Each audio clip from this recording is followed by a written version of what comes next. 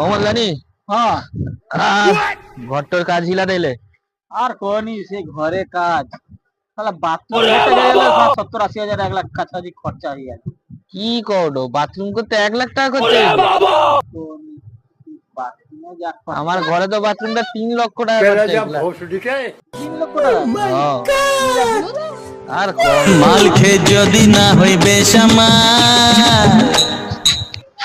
আরে তুমি কি কৌটুরে সব 1 লাখ 3 লাখ, আমি যৌটিটা হাবি যাও 22 লক্ষ টাকা দাম আছে, তবে 1 লাখ 3 লাখে পড়ছে। হ্যাঁ